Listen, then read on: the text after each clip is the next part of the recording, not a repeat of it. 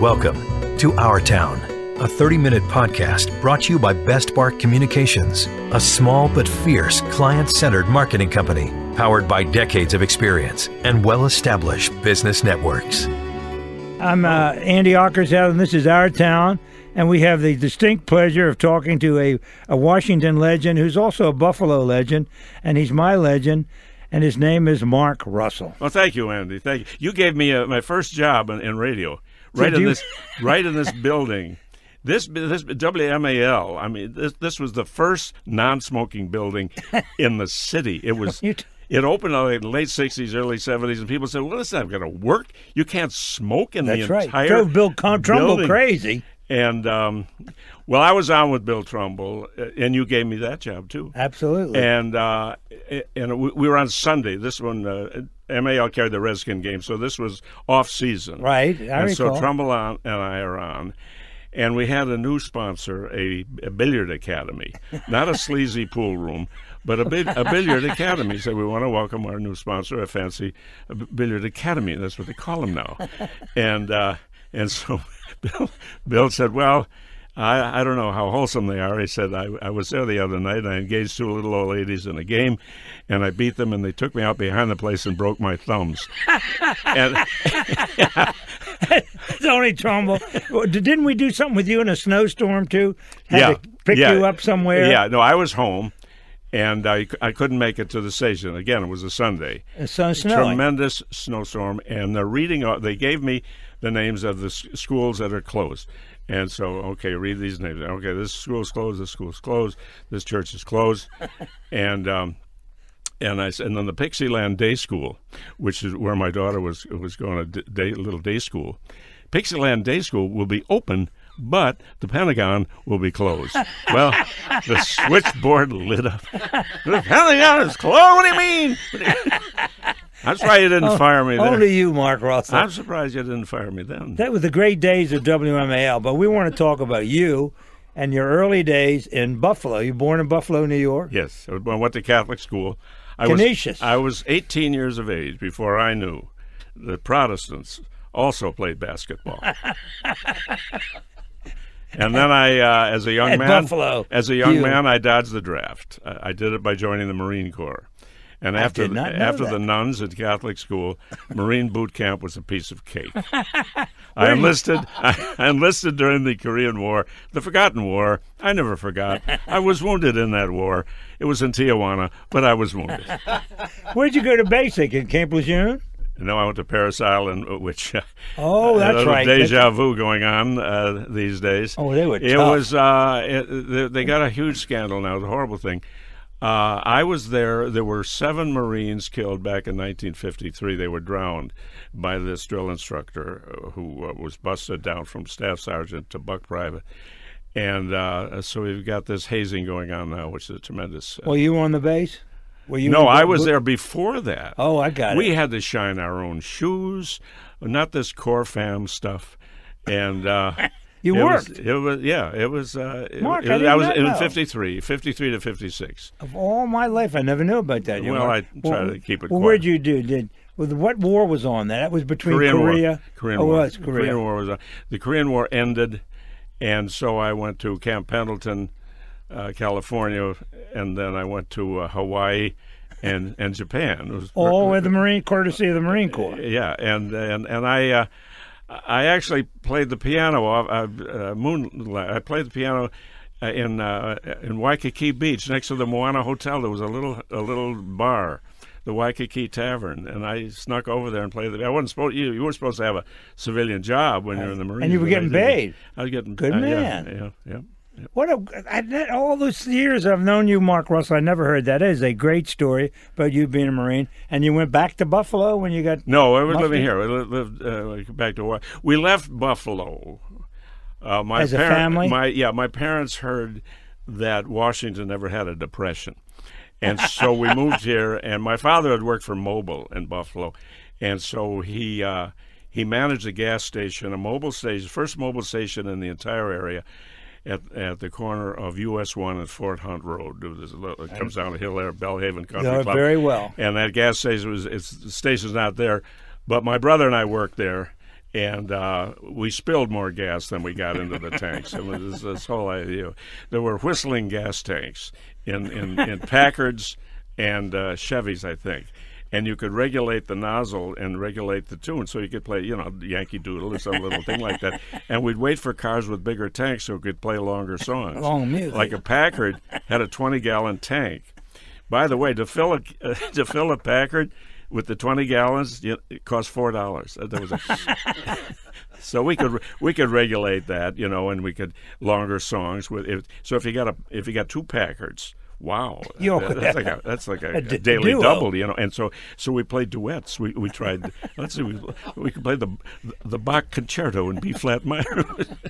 Did your dad own the station? No, he managed it. He just managed it. Yeah. But that's still meeting people and being part of the community. Well, that was down my there. introduction to politics, because people would pull in there, and they want directions. Now there's no Beltway, right? Oh, that's right. So no Jones Point Bridge, probably. No, we heard that bridge was going in, right? And we heard references to a circumferential highway. So what the heck is that? We had no idea. And but anyway, so people come in. How can I avoid that city, that rotten city, Washington, where that man in the White House, he was referring to Harry Truman, right? That man. So that was my first inkling of this political hostility, That exists. That existed, yeah. It's even worse today, Mark. You know that. Well, and also got that made material for you. I got that in the Marine Corps. They would tell us in boot camp. They would say we would bitch and moan and complain, and they'd say you're not supposed to know the big picture, and that stuck. That stuck, and I spent the rest of my life trying to figure out the big picture. I'm not there yet. But and the other one was don't go having your mother complain to your congressman, and that they really feared that. That was their fear, the congressman thing. Oh yeah. Now at the time I know nothing about politics. My generation don't talk about politics or religion.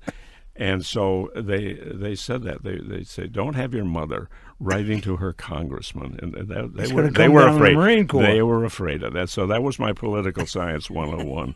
Well, you certainly learned from that. But after you left the Marine Corps, you came back to Washington. Yeah. And then how did you get started? My first recollection of knowing Mark Russell was at a little hotel or a little bar on Capitol Hill. Yeah, but there were other places. In the 50s? Yeah, 58. But prior to that, see, I got out in 61. Right. So between 56 and 61, no, 56 and 58, I played some really subterranean toilets. In our town? Yes. One of them was in the 1400 block of L, was a strip joint called the Maryland Club. Oh, yes. Now, the funny thing about the Maryland Club is right on that spot, right today, is the headquarters of the American Medical Association. So you could say that spot to this day is devoted to the human anatomy. It was a strip joint. Now it's the American Medical Association. Well, in later years, they used to have those clubs there, like Don Rickles. They called him Glasshead. Played somewhere along that strip. He was on H Street. And that was it was the Windsor Room. Correct. Guy named Matt Windsor. Rickles worked there for about 6 months. He was almost permanent. People thought he was local. Yeah, I know that. And he did that Glasshead thing, and it was a classic. It was kind of serious, And I talk about that with other people who knew him better than I did. I didn't know him at all. But he never did that anyplace else other than here. Nobody knew the name. I brought it up. I met him maybe 10 years ago, and I brought that up, and he said, "No, I just did it in Washington." And we thought he was low. He was there so long. The Maryland Club had a singer named Ronnie Dowling or something at one time. Well, before it was a strip joint, it was a jazz club. Yeah, Oscar music. Peterson played there. And the owner, Olivia Davis, she figured out that the way the neighborhood was going, that it would be more lucrative I mean, strippers are going to outdo jazz any day. Then and That's now. America. Now, the other great jazz place was where the Lowe's Theater is now, the Bayou, and that became before it was a strip joint. It was real jazz, New Orleans jazz, Dixieland. There was Wild Bill Whalen, John Eaton, who still performs. And so that was a classy place. Wild Bill Whalen. So then it became a strip joint, and they had Julie Gibson and her act with The Blushing Bride, and she would come out on stage in a full formal wedding gown. And she would proceed. She was very popular. She would Julie proceed Gibson. to Oh my God. to be an ecdesiast. I recall her at the old Gaiety, but now you then went from downtown to uptown to the Capitol Hill, to the Carroll Arms. Right. Correct? Yeah, and I was there. I was there 3 years until 58 to 61. Discovered. That's where I discovered you by some people. I don't know, maybe Mo Siegel or people in the business said you got to hear this guy, and he's talking politics. It was very informal, and it was the dining room of the hotel, and when the National Shrine opened out at Catholic University.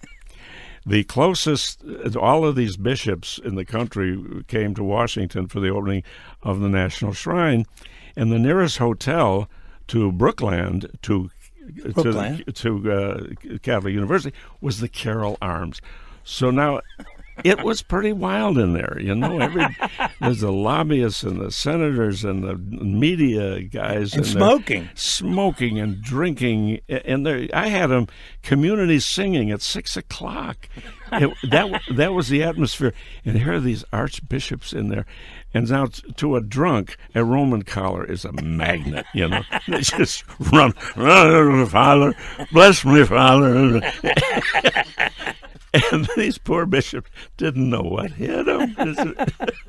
Well, you told us a great story, Mark, about the big snowstorm on the election day, inauguration day in 1963. I remember it vividly. The city was locked down. Yeah, 61 rather. Yeah, Kennedy was elected in 60, and so he was inaugurated in 61. 61, and the monocle opened. By the way, you know, we talk about the way the city has changed. I don't like restaurants that specialize in good food. I like restaurants that have a soul, that have memories and sentiment.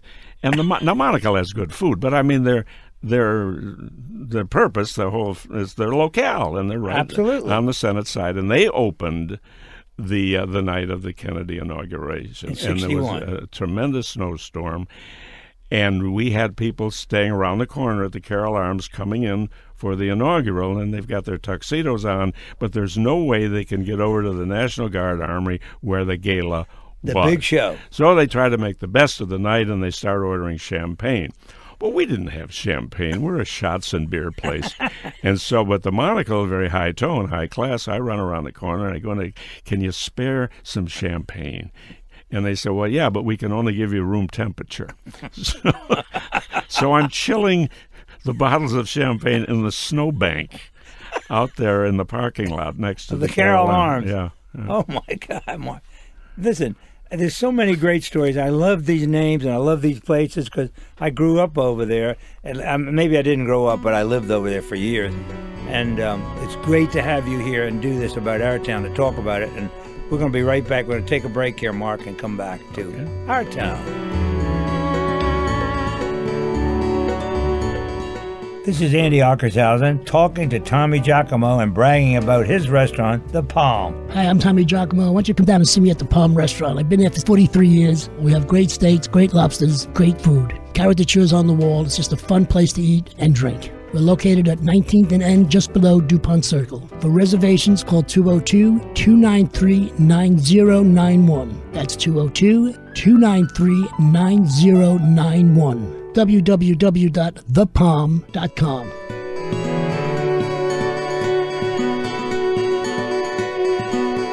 This is Andy Ockershausen, and we're talking with Mark Russell about our town. And Mark has told us some great stories about Capitol Hill and what went on. And in those days, they were so great, Mark. And then, lo and behold, as I recall, Mark Russell moved downtown, or maybe uptown, but he had been downtown. He moved to the Shoreham. Yeah, the Shoreham, and to me, it's always the Shoreham. It's people call it the Omni now and all that. All of the Omni, but no, it's the Shoreham. Hotel.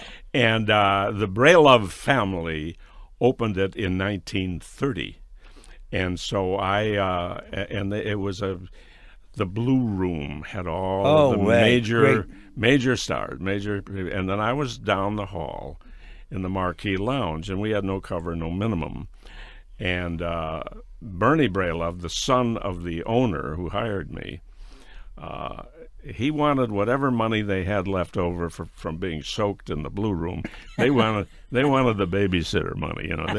They wanted the cab fare. And so we would kick off our show. We'd leave the door open as the people coming out of the Blue Room on the way to the front entrance said, "Well, let's just duck in here and have a drink." It was just no cover, no minimum. And so the owner of the Redskins, George Preston Marshall, lived in the Shoreham. He had a big suite there, and he was a very good friend of Bernie Brailov. And we had a trio in the room, T. Carson. And T. Carson was African-American. His drummer was black, but he had a white bass player. Well, George Marshall hit the ceiling, and he goes to Brailov, and you can't have that. You either have them all black or all white, but you can't mix them like that. That was George Preston Marshall. But the ironic thing is, many, many years later, I take one of my grandchildren, my wife and I take the grandchildren over to the Children's Museum, the hands-on Children's Museum in Northeast. And there's a multilingual, ethnic, frolicking children of all stripes and race, creed, and color, and they're frolicking around in the Children's Museum. And there's a plaque on the wall: "Welcome to the George Preston Marshall Children's Museum." Well, George he resisted the whole thing about getting good players because he had that black problem. Yep. It was a supposed line that he said they were with. Mo Siegel was with him at something, and Adam Clayton Powell comes into the club. It's one on Wisconsin Avenue. It said something about not having any black players, and Marshall said, "Well, you don't have any white players with the Globetrotters," or something to that effect. That was a quote from Siegel. Well, who was maybe it was Siegel's line where the Townhouse was the name of the place. Oh, in Georgetown. Yes. Oh, yeah. My brother played piano there. That's right. Yeah. We didn't talk about your brother. Yeah. He's accomplished artist. Yeah, he was at the Mayflower for 30 years. And he got paid. And he's at the prime rib for lunch. He's been there about 15 years. Oh, yeah. We haven't been there in so long. He's the one who had the lesson. I had the lessons, and he had the talent. I mean, I still have 3 chords. If I was a Cajun musician, but it works for you. Yeah. No, he's very accomplished. I know, and he's been around town and done a lot of so-called gigs. Yeah. Well, then also you decided to do something at Ford's Theater. Was that somebody presented you with that idea, or was that yours? No, at least around inauguration. Frankie Hewitt, she brought James Whitmore, the actor who was doing a one-man Will Rogers show. Great actor. At Ford's, and so Frankie, who had worked on the Hill, she worked for Lyndon Johnson years before that. I think she and Whitmore came in, and so she hired me, and that was. It wasn't immediately. I didn't start Ford's till after I left the Shoreham. So I left Shoreham in '81, and so I first played Ford's in 81 or '82, and I played there every other year until. Well, you did a week, now. Right, at Ford's? No, I would do 4 or 5 nights, and then September 19th of this year was or is, whenever we're talking here, my last show at Return to Ford's. Yeah.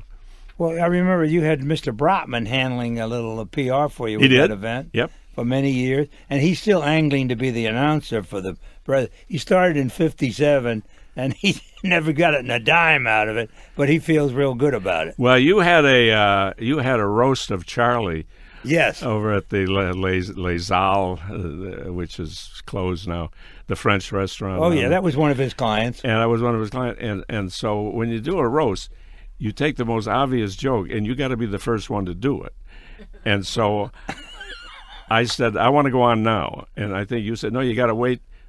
Or one of your people told my people, I couldn't go on now. I have to go on with the rest of the speakers. I said, no, I've got to go on now because I have to be in Rangoon on Tuesday or something. And so why did I want to get on? Because it was a roast, and you must go on first. It's the old rule of the Friars Club. The first guy to say gets all the laughs. You see. So in Charlie's case is one obvious reference. And so I talked about how wonderful RFK Stadium was, and that there's no AstroTurf at RFK Stadium, and the only AstroTurf there at all was on Charlie Brotman's head. Referring, of course, to his magnificent hairpiece made by little old ladies in Iran. And he loved it. He loved it, yep. He loved it. You know, Mark, we see Charlie quite a bit. He and I involved in several events, but he doesn't wear the hairpiece anymore. And a lot of people don't even recognize him. Maybe I've seen him then. Exactly. Yours looks great. Well, I borrowed it. I borrowed it from Kim. That's right. But Mark, in those years at the Frankie Hewitt, we know real well. Yep. She was close to Tom Gager and spent a lot of time working with him, and that was such a great thing for you, a great venue too, because that was where history, and you were part of history. Yeah, there. yeah, it's been wonderful, and Paul Tatro is doing a fantastic job. He got that museum across the street now, and the current play coming from away is on an artistic level with Hamilton, in my humble opinion. It's unbelievably good. Yeah. Have you seen Hamilton? Did you see it in New York? Yeah. Is it playing here, or is it going to play here? I don't know. But people say you got to see it. It just fit New York. A couple of years. I wrote a song about it. It was there's an old Irving Berlin song you remember. Maybe you and I are the only ones called Alexander's Ragtime Band, right? Come on in here. Yeah, come on in here.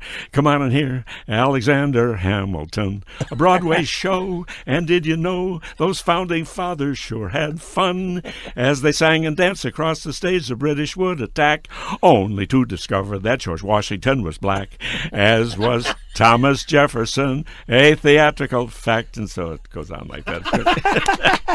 That's our Mark Russell, and he writes all his own stuff, dude. That's a brilliant. No, I print it. Well, I know you do.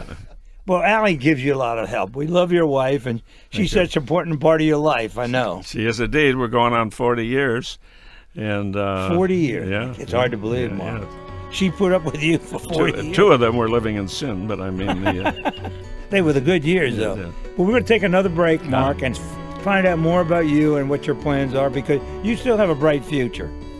Thank you. That's what Andy Bright told me. We'll be right back.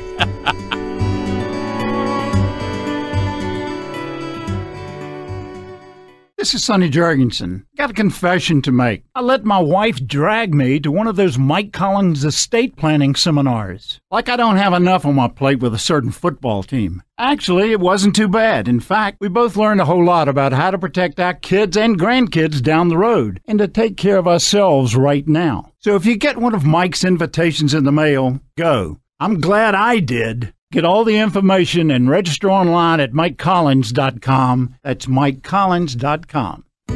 You're listening to Our Town with Andy Ockershausen. Brought to you by Best Bark Communications. We're talking to a great part of our town, Mark Russell, who's made a living with the political scene in Washington. And now, Mark, and I know you said people say this to you all the time, but you got Trump, Clinton, and Bernie Sanders. You got a lot of stuff. And Gary Johnson, the libertarian. Oh, yeah, he's on the ballot, too. Yeah. Remember, he got hung up recently on the word Aleppo. And so Aleppo to Gary Johnson was what potato was to Dan Quayle, or macaca was to George Allen. But yeah, well, my reliable sources Yeah. My reliable sources, which are two bartenders in Buffalo, tell me that half of the American people believe that our best days are ahead of us, if neither candidate wins. They also believe that if both candidates were to take a simultaneous lie detector test, the polygraph machine would blow up. And so And lies. that's Buffalo, and now, they know now in Buffalo. We're familiar with the famous lies in our culture. The check is in the mail, right? I'll respect you in the morning, things like that. And the newest one to add to the list of lies is Mr. Trump wishes Secretary Clinton a speedy recovery. And so pneumonia, right? Now, my medical sources tell me that pneumonia is a disease that can cover up leprosy in an election year. Now, of course, many public figures were never held back by less than perfect health. President Roosevelt was in a wheelchair. John F. Kennedy had Addison's disease, and every time Dick Cheney's defibrillator beeped, he invaded another country. We've seen that. He got upset, I know. Yes, he did. Poor Dick. So, yeah, it's interesting where I have this song that. Well, you know, Mr. Bernie Sanders is in the mix here somewhere. Well, that was a future. phenomenal thing. But the young people loved him. You know, the turnouts. Had these 20-somethings flocking to a 74-year-old, which is a classic case of Common Core math. And I remember thinking, dare I say, that if Bernie seduces many more young people, they could give him his own parish.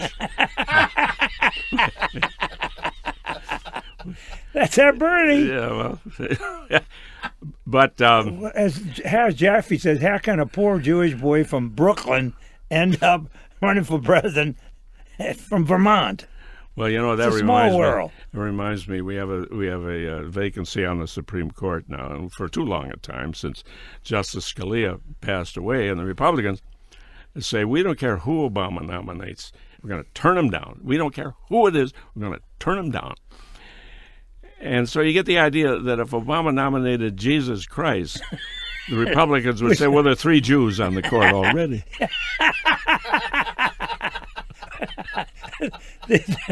Hey, that Mark, you're sensational. But you've got to make a living. These people are doing this and they're serious, Mark. And you make a living pointing out that they're serious. It's always been that way. Although this election year is new ground, it really is. It's a little frightening, and well, wait a minute. We survived Jimmy Carter. Oh, that was nothing. What, a killer rabbit? Yeah, that's right. You know, he was getting attacked out of nowhere. Yeah. And he's doing well now. You know, Jimmy's still alive, going strong. Unfortunately for Mrs. Carter, but that's the way it goes. I wonder if we ever hear about his brother anymore. Remember his brother? Billy, yeah, with the beer and all that. Yeah. But that was something to talk. You had some good copy with that. I remember Billy was in the height of his fame, and he was the main speaker of the Touchdown Club. Do they still have a Touchdown Club? No. I mean, those were huge dinners. Oh, it was magnificent. You're right. They weren't just sports. It was just a free-for-all, a fun, entertainment. Political night. And Billy, with all the beer, and he was actually a lobbyist for Gaddafi in Libya. People forget that. And so the real Gaddafi. I go up to one of the photographers. I said, "Watch what I'm going to do, and you get a great picture." So I went over to the bar. Maybe I went out to the restaurant or whatever the hotel was. I get a glass of milk, and then I put a little napkin over my arm like a waiter, and then I sneak up behind Billy Carter and I offer him this glass of milk, and he turns around and he has a horrified look on his face, and we got that. We got that shot of Billy Carter. I'll tell you, this election year, there's too many things. For example, I have to remind the audience. This goes back to April. Do you remember what Trump said about Ted Cruz's father? that he hung out with Lee Harvey Oswald. And I remember, do you remember that? Oh, yeah. And I thought, yes, that's it. That's the one missing element in this entire Marx Brothers movie, otherwise known as Campaign 2016. The one missing element was Lee Harvey frigging Oswald. And then Ted Cruz had to go on television to deny that his father killed John F. Kennedy, and we will never be 100% certain that Cruz wasn't being sarcastic. People forget. Just forget all that stuff. This campaign's been going on forever, Mark. Yes, and he said, well, he needs help with the women's vote. So what did he do? He calls in Randy Roger Ailes to help him out. Randy Roger. Didn't he? Yes. Evidently he missed the girl that's got the show, Megyn Kelly. She didn't protest as the other girls did about Roger. So Roger must have known something. Yeah. He knows he got his $40 million or whatever and says bye-bye. These are cases where satire dies, meaning that the line between the satire and the original event is invisible. Right.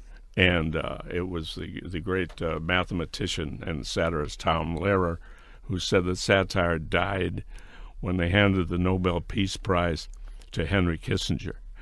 Or you could say the same thing, satire died when they handed the Nobel Peace Prize to Barack Obama for, what the hell was it? He kept Al-Qaeda out of Newfoundland, I guess. There's a lot to that, Mark. Yeah. Sensational. Now, what about your PBS series?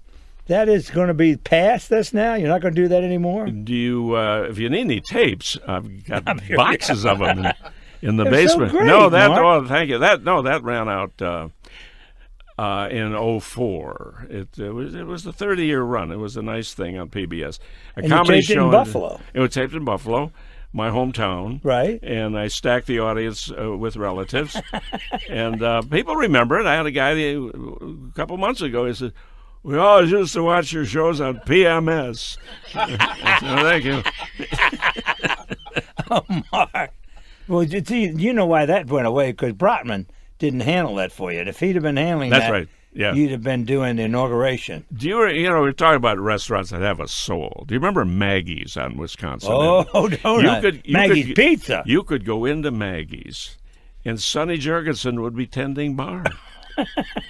And you remember the fireman, Steve Pugh, and he was a very funny guy.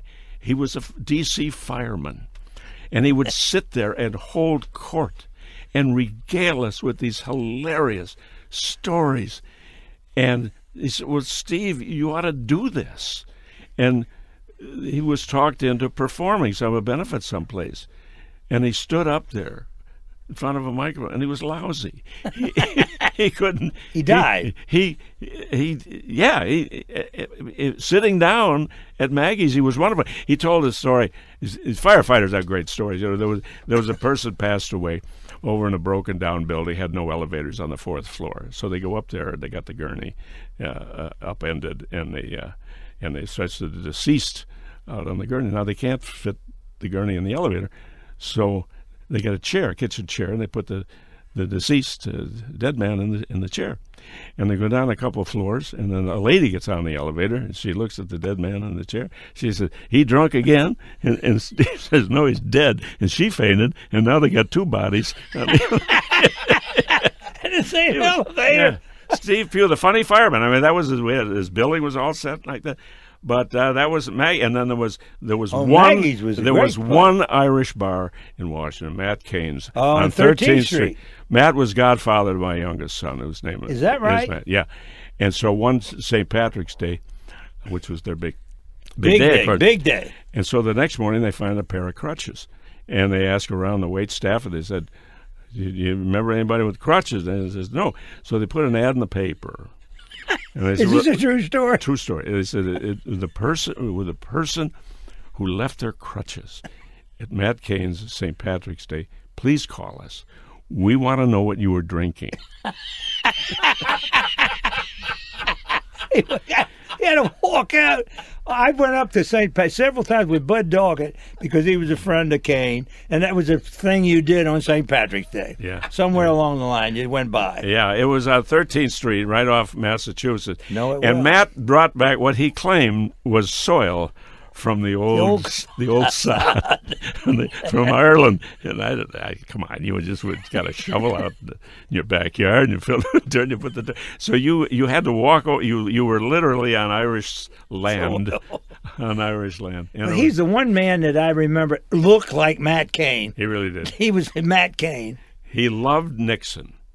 And we had a little problem, not a falling out, but because during Nixon's era, I couldn't resist. He was a piece of cake. The right? whole show was well, I'm making the same mistake now. I mean, Nixon resigned, and I had to go back to writing my own material. And so people say, have you got a Trump song? I have a Trump medley. I mean, it's just too much.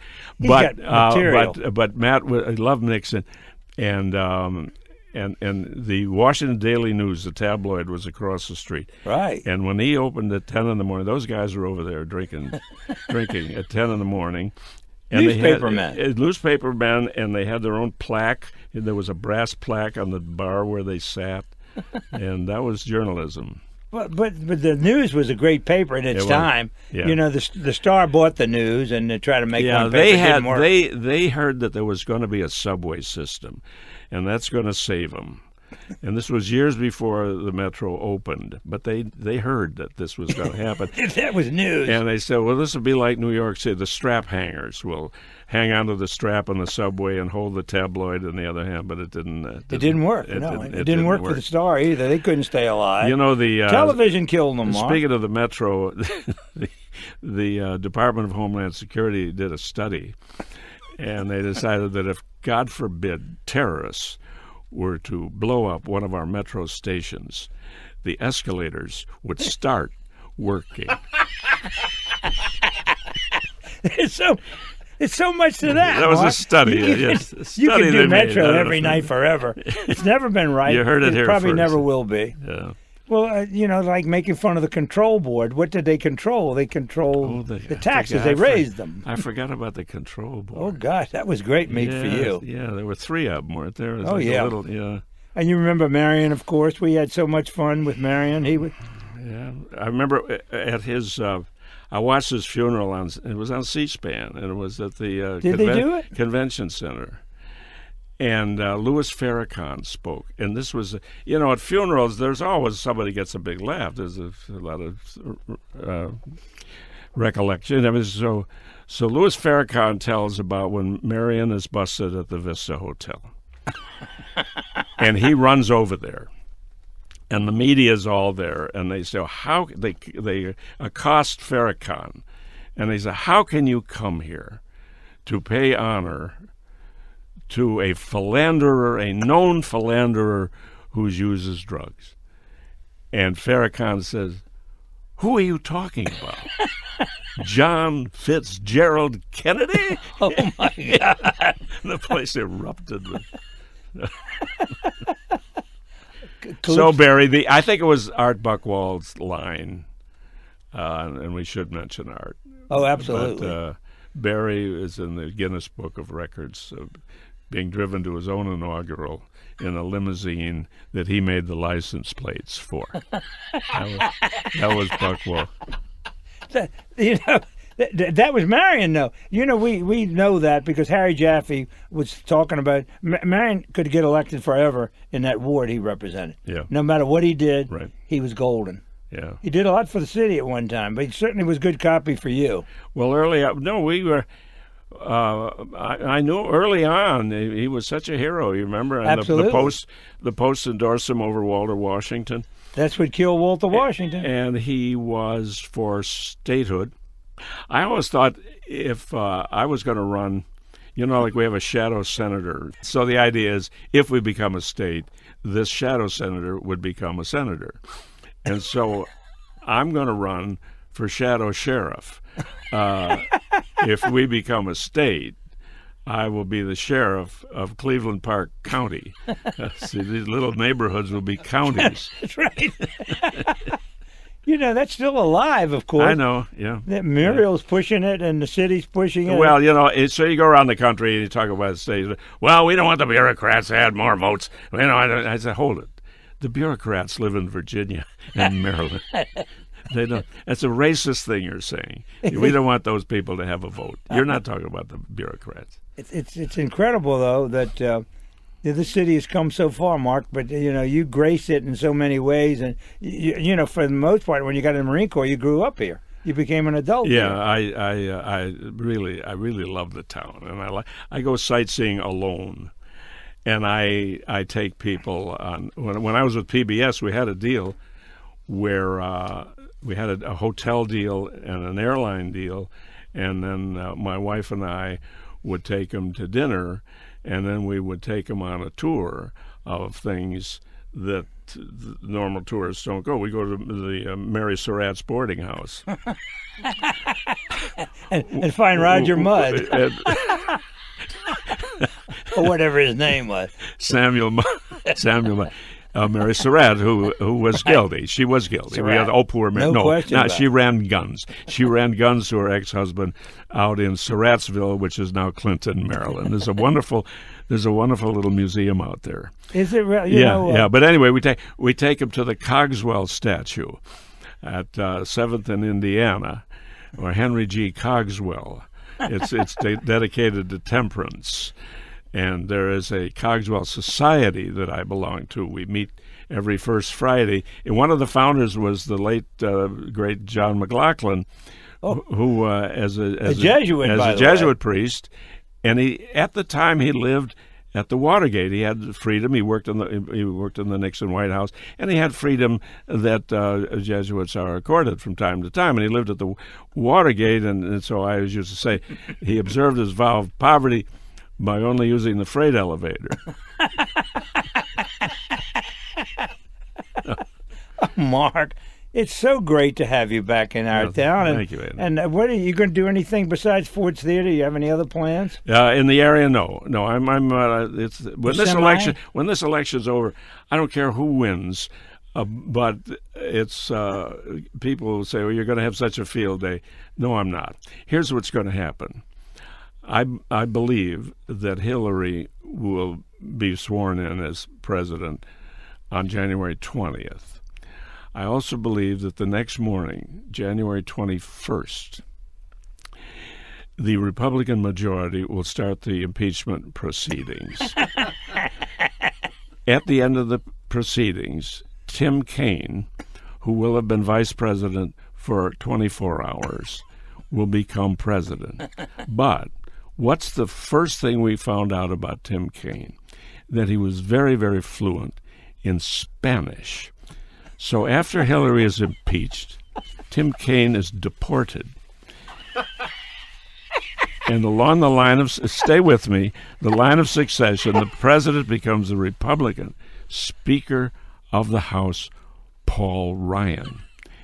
And in the election year 2020, Paul Ryan will have a Republican opponent in the primary, and that will be Donald J. Trump. And so what will happen after that? Frankly, my dear, I don't give a shit. That sounds like a show, and it's a great idea. And it's, when they put Kaine on that ticket, I said, there's something behind that guy. I know his family. He's the grandson, not the grandson, but a son-in-law of the former governor of Virginia. Right. Linwood Holton. Yeah. Who was a peculiar guy, a great guy I like very much, but he was not right for Virginia. He was too liberal. But Mark, you have a face for radio, obviously. You do. You were fabulous when you worked at WMAL and with Trumbull. And Chris Core is still alive and doing very well. Yeah, yep. He's Mr. He's going to come on and talk about his Trumbull day. He's got so many stories. Oh, you can imagine. Yeah. They're sitting there together for that 25 years that they worked together. Yeah, that's what it was. Yep. And how long you worked with Brotman? That's probably 25 years for that, too. Yeah, I met him. We were talking. That stripper we mentioned, Julie Gibson. Oh, yeah. He arranged for her to be at a ball game, the old Senators. When the Senators were the team, they would have they'd have 30,000 people that day. The next day, they'd have 4,000. and so Charlie thought it would be a wonderful idea to have Julie Gibson and Phil Silvers, the great comedian, was in town. Excuse me, and I would be the MC. All right, sounded great. Well, first of all, Julie Gibson shows up in not a seductive outfit. She's got this tweed suit, looked like Miss Manners. She was so the crowd starts booing She that. didn't look like Julie Gibson. and I'm there standing with a handheld microphone in the pitcher's mound, and I'm doing now when there's 4,000 people in that stadium, the reverberation. Good evening, ladies and gentlemen, and then jokes just bounce all over the place. And it was a mess. It was a total. And the players were ticked off because we're taking up the space. They can't go out and warm up. That was one of Charlie's brainstorms there. And you have Sergeant Bilko with you, too. Did he make an appearance? Yeah, he ran around. He didn't know quite, looked a little embarrassed. And, what am I doing here? Right. And rightly so. Yeah, that was Charlie. Thank you, Charlie. Well, it was a good shot. He gave it a shot, and he's doing well. Mark, what about the political scene here? We've got a new police chief. Nobody knows who it is yet, but our old police chief is going to go take care of the National Football League. Does that mean that she's going to be Dan Snyder's bodyguard? In which case, how much luck do we wish her? There's only one, but I think the players will now behave with Kathy in charge of the security. Yeah, I heard that we were out of town all summer long, and you're in Buffalo, right? It was Chautauqua, Lake Chautauqua. But that she did a great job, and it was one. I remember it was one of those dinners at the Alfalfa Club, and a lot of people from out of town in the big ballroom there at the Hilton, and she walked in. Chief Lanier walked in to go up to the head table and say hello to all these dignitaries who all knew her. Obama was, everything like that. And so these out-of-towners, she's dressed in a full policeman's uniform with the armament, and she's packing heat and everything like. Well, and these out-of-towners could not figure out this 6 feet woman walking in, going right up to the president. I mean, a couple of them ducked under the table. It was hilarious. They may have thought she had a warrant. Yeah, she was great. You had Morris Cullinane on there. Yes. Yeah. Cully is one of our guys. He'll be with us. I hope you can come to our kickoff.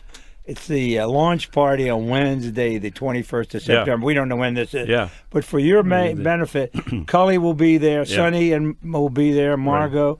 Right. All the names of people you've known over the years. Yeah. Of course, Charlie and his entourage, and Chuck Conconi. Yeah.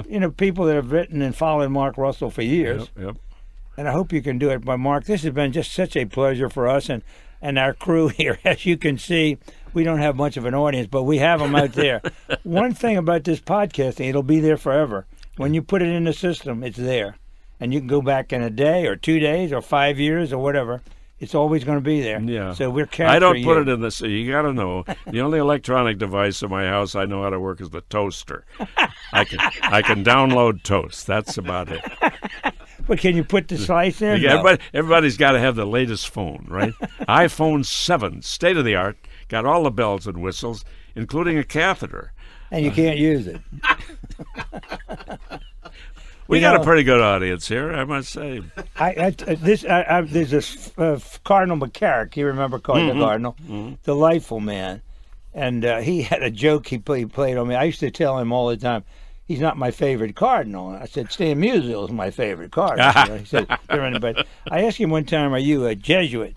He said, no, I'm a Catholic. And I didn't know what he meant by that. But McCarrick is still alive and kicking, and we have new Cardinal Whirl that you may have seen. He looks like Central Casting. Mm-hmm. You call Hollywood and say, send me the next Cardinal, and they send him over. Like the Thornbirds.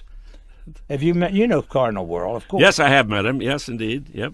Delightful man. Yeah, he is. Are you still tight with the clergy? Yes, we had the Pope here, I know that. I like the Pope, although sometimes it seems like he took a vow of ambiguity. We're just trying to figure out what's going to happen. But I'm still hanging in there. The only pope we've got, Mark. I mean, well, yeah. There used to be a joke that says, "Well, there's two popes walking down the street," and I said, "Well, that's impossible." But no, you could say that now because Right. Benedict is still with us. Yes. True. Well, I don't care who I offend. I offended him about 10 minutes ago with the Bernie Sanders joke. no way.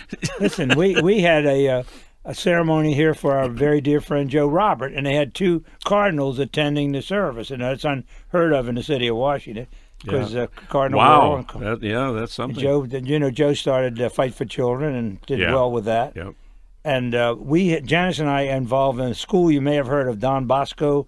It's a Cristo Rey school by the Salesian I Brothers. remember Don Bosco, yeah. Yeah, Don Bosco is big all over the country. Yep. This is a special thing that in Tacoma Park, of all places. See, people don't know this about you, Andy. I mean, well, my beautiful darling Janice got me involved in that, and we've loved our life. And someday, I'm serious about this, Mark, about when I can pry you away, because I know where you live, I'd like you to see our school, just to see it, and see what we've done from scratch. Wow. Well, see that? I didn't. It's a big school. I mean, did for not kids. know this. Poor, the poorest of the poor. Did It's not something know like this. 56 zip codes, or not zip codes. What is it? Yeah, 53 zip codes. 53 zip codes of kids go to the school in Tacoma Park. Wow. And it's all run by the Salesian Brothers, and it's all volunteer. And the kids work; they perform jobs, so it's not free. But having you back here is great. Now I'll be seeing you in the barber shop. Our lady that works down there is gone, hasn't she? Whatever happened to her? Lydia? No, Lydia's still there, Oh. but the one, the big blonde. What was her name? Jenny? Oh, Andrea. Andrea. Yeah, she went to Florida. Oh, did she? She moved to Florida. She never yes. came back. No, I saw her down there last year. Oh, you did? She came to a show I did down there. Yeah, Andrea. She had a great attitude. I love to go in there was. and see Pietro. We have a lot of characters in this town. We Several do. of them are gone. Jack Kent Cook is gone, and Siegel is Maurice gone. Siegel, Trumbull. But Duke's gone. You know, the times at Duke's. Remember the Redskin game? They'd come back. It was a night game, and they'd be back in there, fill it up at midnight. Absolutely. Yeah, that's the thing. People go home now. They would. The idea of going out to dinner and then going directly home is barbaric. I mean, we do it, Mars, but I feel guilty about it. We miss going to the clubs. My first show at the Shoreham was at 10:30. First show. I'm in bed at 10:30. How about But 9? in those days, the last show I used to watch before going to bed was the Today Show. They were the wonderful years. Well, Mark. I used to, if the audience would write, I'd say, "Good evening, ladies and gentlemen. I'm Mark. I'm a recovering alcoholic, Irish Catholic, and former Marine." But I repeat myself. There's only one Mark Russell, and thank you so much, Mark. Thank you, Andy. This is just not long enough, but it never is. But there's always a spot for you at WMAL. These people need help, Mark. You better clear that with a few people. This has been Our Town with Mark Russell, and it's just been super, Mark. Thank you for being here. Thank we you, love Andy. you. God bless you. You've been listening to Our Town Season 1 with your host, Andy Ockershausen. New Our Town podcast episodes are released each Tuesday and Thursday. We welcome your comments and suggestions on how you like the show or who you'd like to hear from next. Catch us on Facebook at Our Town DC or visit our website at OurTownDC.com. Our special thanks to WMAL Radio in Washington, D.C. for hosting our podcasts.